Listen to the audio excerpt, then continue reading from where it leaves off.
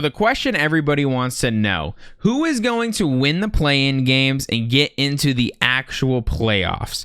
I love the play-in game format. I think this little tournament they have is pretty fun. It gives a little bit of additional teams that have a chance to make like a little Cinderella story run. And honestly, there's a couple teams this year that could cause some trouble that are coming out of the play-in game. So we're going to talk about the Western Conference first. We'll talk about the game that's happening tomorrow. Tomorrow is April 12th. We have the 7th seed game. So we have Minnesota and the Clippers.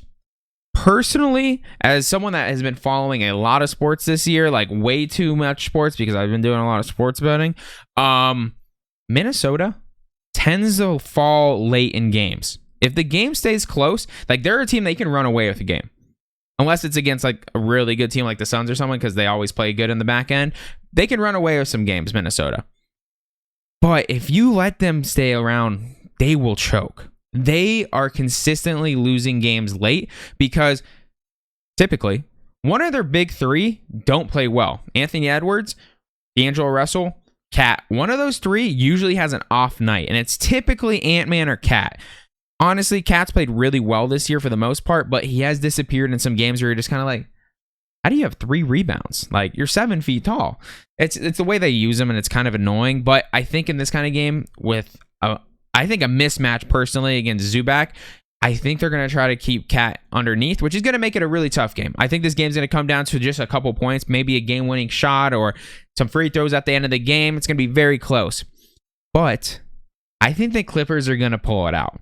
I think Paul George is going to come back after having a nice run last year. The narrative's kind of gone that he isn't like a playoff guy, like he chokes in the playoffs.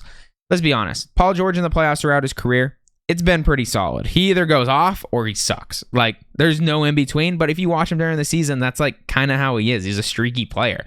So I think the Clippers are going to sneak this one out just purely off of defense. Minnesota doesn't play that great of defense. They have Patrick Beverley, who is going to attempt to guard Paul George, I'm guessing. I don't know how he's going to do it because obviously, if you guys watch Paul George, he's pretty much unguardable when he's on. So we'll see what Paul George shows up, I guess. If he doesn't show up, though, Minnesota could easily run away with the game. But I do think it is going to be close, just purely off of defense. But that would put the Clippers playing Memphis, and then that would push Minnesota over to the 9-10 seed game. So they're not out yet. The next day, we have New Orleans Pelicans and the San Antonio Spurs. This is such an interesting game here. The Spurs are that team, like they just beat the Nuggets the other night by like 30, and Joker had like 48 or something. He had over 40 points. Like, it was ridiculous, and they still destroyed him. So like, and I don't think Murray was even playing in that game, honestly. Sorry, I just got off track for a second because I was just still mind blown about that game. I honestly don't know. If the Pelicans hit their shots, I think they win.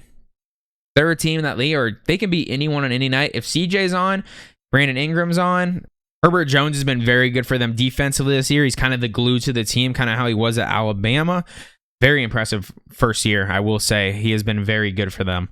For an underrated player. Like, not a lot of people talk about him. Very underrated. But I personally think it's really just going to come down to who shoots better that game. And I think on a consistent basis, I think Pelicans are going to win. San Antonio's been very inconsistent this year, and they don't play any defense. I do think there's a higher potential for defense to be played by the Pelicans now that it's a playoff game and they'll actually focus on it, because you know how the NBA is. Not many teams out there go out there every night and try to play defense. Now that you're in the playoffs, I think they have a much higher potential of playing better defense, and I think that is going to be the difference maker at the end of the game, because whoever hits their shots is going to win that one. So I think it will end up being Minnesota versus the Pelicans, which is a very interesting matchup. You have Jonas and Cat, very good bigs, like probably two of the top, I don't know, maybe 8 bigs in the league. So very solid bigs at the end of the day. Jonas definitely has been kind of slumping in the second half of the year, if you ask me. He started off the year red hot from 3. It was like leading the league in 3-point percentage for the first like quarter of the season, and then he's kind of just been falling off as the season's gone. So maybe Cat's hitting his peak and they'll just absolutely take over that game by using their big men, but they also don't give Jonas a lot of minutes. So I think Cat might be able to just dominate because he's going to probably play 35 minutes.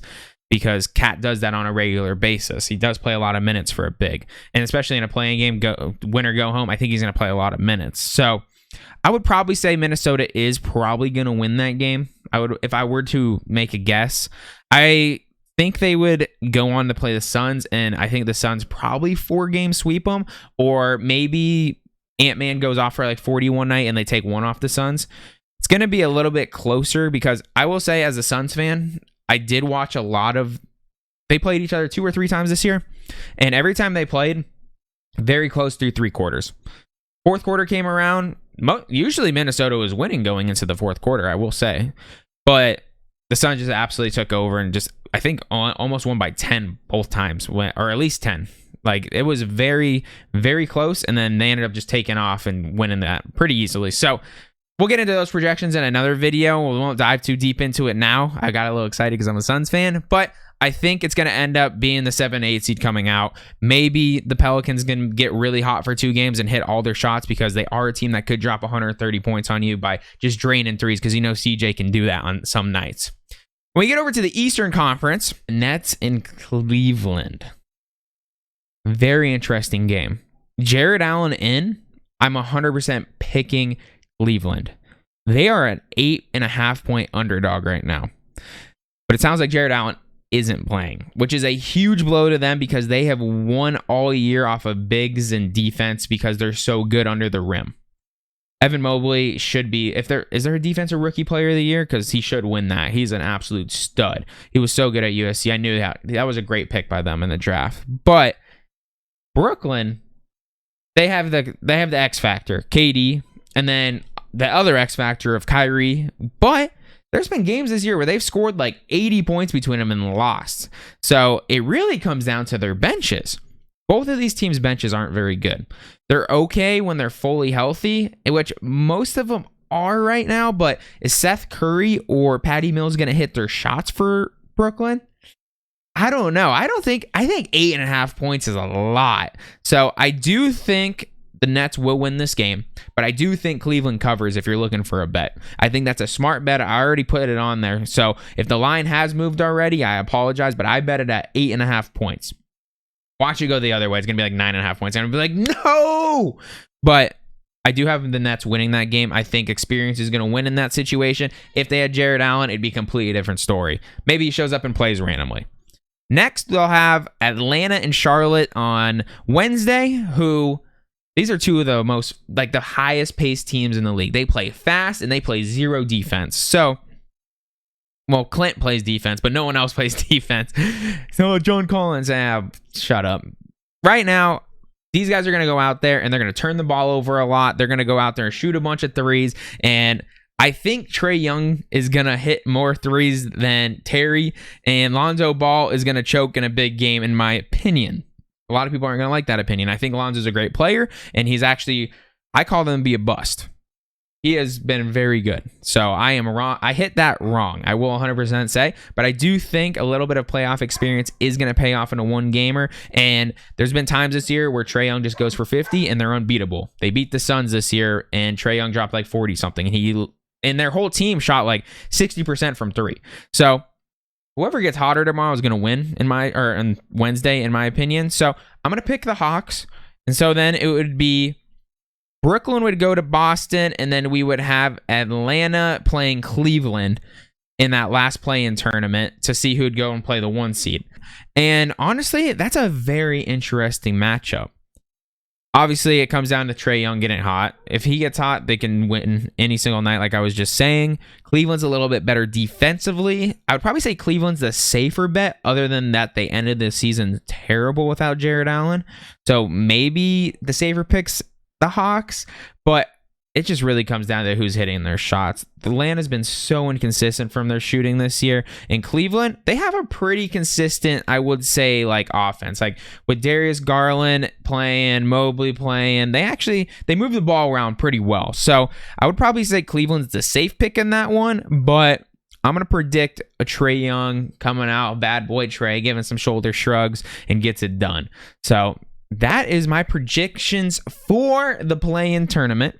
If you guys did enjoy today's video, make sure you guys do drop a like, leave comments below. I want to know what you guys think about the play-in tournament and who's going to make it through and whatnot, because this playoffs is going to be wild. This is going to be March Madness wild this year, because I think anyone can win from either side this year. We have some really good teams. Obviously, the Suns are the number one, but the whole Eastern Conference, all the way down to like the 5th seed, maybe 6th seed with Chicago, but like the Raptors can beat people every single night. Western Conference is wild. I think even Joker could like make a crazy series out of that Warriors series. It's going to be crazy. But I love you guys. Thank you for hanging out. Have a good rest of your day, and peace out.